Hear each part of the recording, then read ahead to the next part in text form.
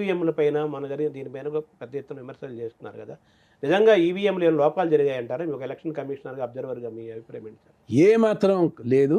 EVMs ఇప్పుడున్న EVMs అత్యుత్తమ సాంకేతికతో తయారయ్యాయి. ఇది 3M అని అంటున్నాం. ఇంకా దీన్ని ఇంకా అభివృద్ధి పరిచి చేయటానికి ఒక జాతీయ స్థాయిలో అత్యంత ప్రతిభావంతులైన నిపుణుల కమిటీ ఉంది. పైగా మొన్నటి వరకు ఆంధ్రప్రదేశ్లో అధికారంలో ఉన్న పార్టీ యథేచ్ఛగా తమకు కావలసిన విధంగా అనుకూలంగా ఎన్నికల ప్రక్రియని మలుచుకుంది. ఉదాహరణకు చెప్పాలంటే రిటర్నింగ్ ఆఫీసర్స్ నియామకంలో ప్రభుత్వం ముద్ర మాత్రమే పూర్తిగా కనపడింది. తెలంగాణలో అలా జరగలేదు. వీళ్ళు కేవలం ప్రభుత్వం మాకున్న అధికారులు వీళ్ళు అని చెప్పి వాళ్ళ జాబితాని మాత్రమే సీఈఓకి